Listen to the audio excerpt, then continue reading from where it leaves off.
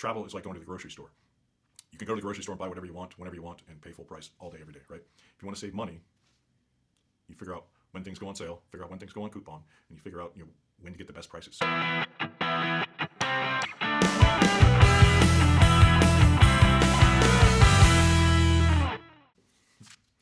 So why do I have two passports? One old, one new. One bends, one doesn't. So I have two passports because I left America. What is it? It's August. It's August 2025. I left America October 2024. I've been traveling nonstop for about 3 years. June 2022, I left America to start traveling. And I went back for a few months last year in 2024. I spent July, August, September, and then in October I left. I spent a few months in America, and I decided I wanted to go around the world. I'd never been around the world. I'd gone this way, I'd gone that way, and overlappingly I've been around the world, but not really around, all the way around. And so I left America in October thinking I would go around the world, and my passport was supposed to expire in August, so I'm like, okay, I've got a year to go around the world. And I went to Japan. I was making my way around, right? I made it to Europe for the holidays. I really loved being in, Poland and Hungary for the Christmas season. They have all the Christmas markets. It's just great. And I'm sitting there and I'm like, wow, look at this flight. Holy smokes. So in January, my budget was a little thin. I'd overspent a little bit. In the holidays, I'd overeaten a little bit. So I dropped into Romania. I found a great place to stay in Romania, very affordable. Fell in love with Romania. And I think I fell in love with it because I wasn't in the big cities. The people I met in Romania were like every average day, non tourist industry people. I just met some genuine, dropped into neighborhood type locals. And I really fell in love with Romania. I really, really love Romania. It's almost as much as Albania. I put, and Poland. I mean, there's so many places I love, but I met some really spectacularly amazing people in Romania. Really set me back. But anyway, so I'm in Romania and I'm like, okay, let me complete this. Let me get back to America. I kind of wanted to hit South America. Kind of want to go to Morocco. I wanted to go back to Istanbul. And I'm sitting there looking at flights and I'm like, whoa, look at that flight. And then I started looking at hotels because the flight was so cheap. And I started looking at hotels. I'm like, okay, new goal.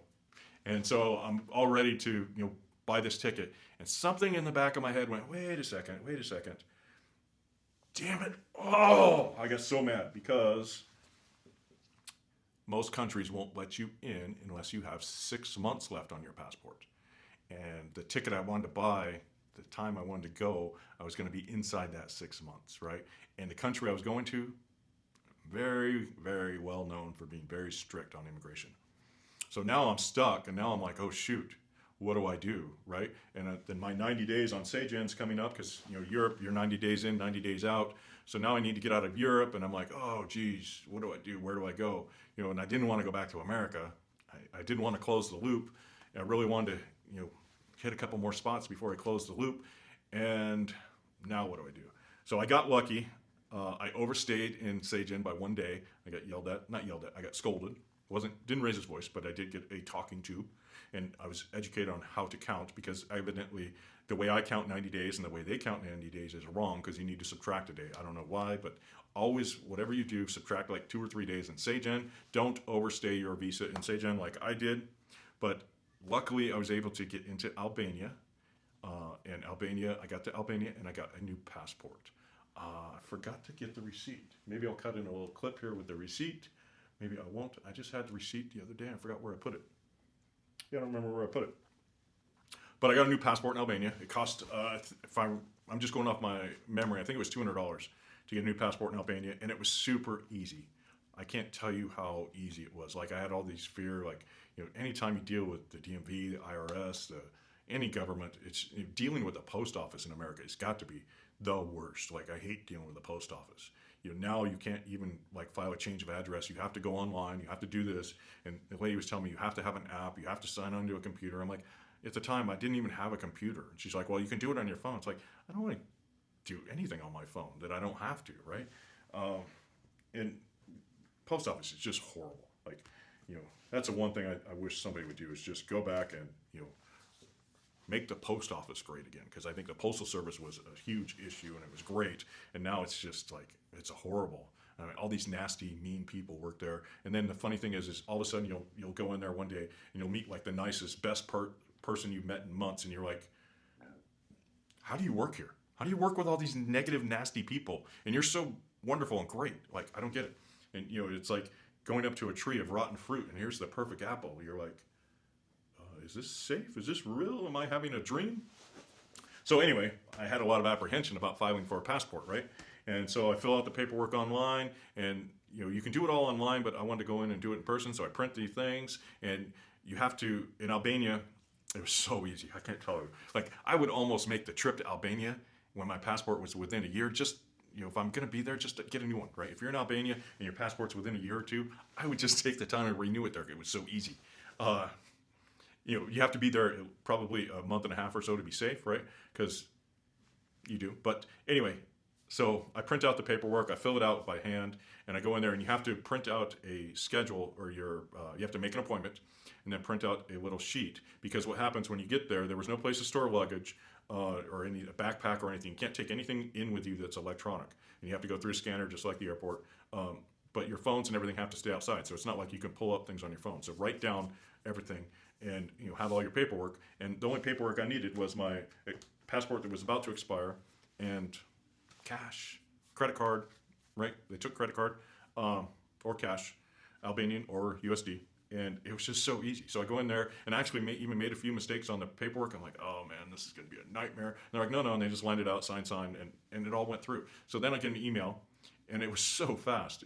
They say it takes X amount of time. It only took me about half. I'm not saying it will for you. Plan on whatever they say online, and add 20%, always as a cushion, right? And so they send me an email. Like one day I was like, going, okay, I'm kind of getting bored just sitting here in Tirana, and I'm like, and I was looking at flights, and I was going to go on this bus trip, and I'm looking, I'm just bored, right? Just chilling time, scanning, and I see this flight, and I'm like, oh man, I wish I could take that flight, but I don't have my passport's about to expire. I can't go back, right? Because you need 6 months, and I was well under that 6 months. And all of a sudden, I get an email saying, oh, your passport's ready. So I'm like, oh, hell yeah. So I booked a flight. I went and picked up my passport the next day, and 2 days later, I get on the plane. Worked out great. So easy. And then about 2 weeks later, they sent me another email for the card. I was out and about. So, I waited about a month before I went back and got the card. And again, the customer service, the people there, everything was just so easy. I don't know how to describe it. It's like, it's like I want to go back and just have coffee or something, right? But, I don't know. It's rare I find situations like that where everything's just so easy. But I got my new passport. The old passport, let me see if I can show you this. I don't know if you'll see it, but they just punch holes in it. So when you go in there to get your new one, they just poke some holes in your old passport and give it back to you, which is pretty cool. I really appreciate that. And then I got the card. I'm not going to show you the card, but I got the card. Always get the card. Always get the big passport, the thick one. Just saying, always get the thick one. There's two choices. Just because if you're out traveling, you're out traveling. Now, if you're not going to be traveling but once a year and you're working a 9 to 5 in America, you probably don't need the thick one. And it doesn't really matter to me, but my old passport, I think I used 20 pages, but I only used it for 2.5 years. Oh, here's the receipt. I thought I had the receipt, so I don't have to go back. And let me find where my credit card number is. There's the, okay. So I think if I fold it like this, I can show it to you. I don't know what that barcode does, so I'm not going to share that with you. Let me double check I'm not showing you anything sensitive. Okay, so there we go. So it was, oops, yep, looks upside down. Right? Nope. So it was 35 for the passport execution. Adult passport book was 50. PPT security surcharge was 80. And adult passport card was 30. All told, 195 USD. Money well spent. And I got to tell you, it was so, I can't say it enough times. It was so easy and cheap getting my passport done in Albania. And, I don't know, it was just one of those things. It worked out so smoothly. And, I guess my dealing with different government organizations, has left me a little jaded. But, is it jaded or is it an experience, right? But I was so happy about getting my passport there. And then I went back and I was looking for that flight. Remember I was telling you I was up in Romania looking, I saw a flight. I went back and I found that flight, and it wasn't as cheap as it was. But guess what? It was still pretty cheap. It was still cheap enough for me to go, you know what? I'm going to go. I'm going to go. So if you want to hear more about that flight, I'm going to do the typical YouTube thing as I come back, because I want you to come back and I want you to hear about my little trip I took out of Albania, because it was pretty fabulous. And anything I can do to get you to come back and check it out and see exactly how cheap it was would make me happy, because I really want to share just how cheap that trip was and how affordable it was, and how you can go do it too if you're watching the times, if you're flexible, and if you're willing to put in the work to do the shopping and the research. Travel is like going to the grocery store. You can go to the grocery store and buy whatever you want, whenever you want, and pay full price all day, every day, right? If you want to save money, you figure out when things go on sale, figure out when things go on coupon, and you figure out when to get the best prices. So like I learned when I was trying to save money and I was going to the grocery store, I learned when the butcher would come through and mark down the meat, and I would buy the meat that was on marked down, right? I learned when coupons, right? And I spent the time to save the money. Travel's the same way. If you spend the time, you can save the money. If you want to just spend the money, more power to you, go spend the money. I don't have the money to spend like that. I want to get the most out of my budget. I don't want to spend $10 on a little piece of, nasty, I can't even think of a horrible cut of steak, right? I don't want to spend a little $10 on a little nasty piece of steak, when if I time it right and I get in there at the right time of day and I'm early and I'm the first one there, I might get like a T-bone for that $10, right? Instead of like a little piece of garbage steak, right? Instead of getting a pound of nasty hamburger, I might get like a sirloin, right? So learning how to shop and learning how to travel, it's all there. But getting the passport, and having a passport that doesn't expire in 6 months is important. So I would say anytime you're getting close to the 2-year mark, I would say, at 2 years, start thinking about it. At 1 year, have a plan and start executing immediately at 1 year to get a new passport, because you don't want any problems and you don't want it to inhibit any travel. Because let's say you wait till that year and all of a sudden you're going out of town. See, in America, you have to send in your passport, right? And you can't travel without your passport. So if you send it in, there's 2, 3, 4 months you can't travel. So what if you're planning a little trip to Mexico, or a little trip here, a little trip there, and then you want a big trip and your passport's going to expire? Now you don't have time to get a new passport without the expedited fee. So little hidden details like that you don't really think about going forward, right? So 2 years, I would start paying attention to when your passport's going to expire. And if it hits the 1 year mark, I would act immediately and get it renewed. Now, if you're overseas, the key point there is finding a place where you can stick and stay for a few months, right? And you're going to pay the expedited fee, and you're going to pay, it cost me $200, as you saw. Brought the receipt there for you. And it took, I don't remember the exact days, but it was fast. And they got it to me, like I said, they got it to me in under half the time they said to be prepared to wait.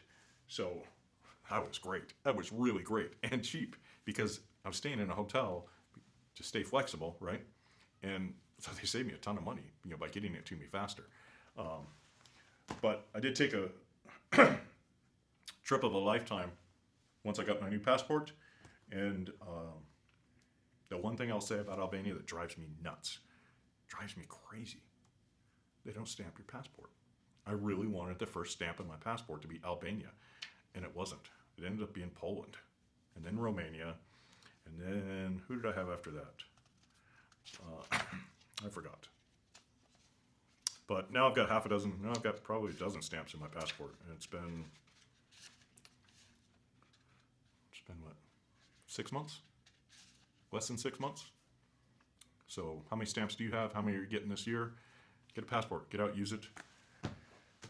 But that's how you end up with 2 passports. And I'll tell you right now, Customs doesn't like this. It's a pain in the neck at Customs, so don't keep them together.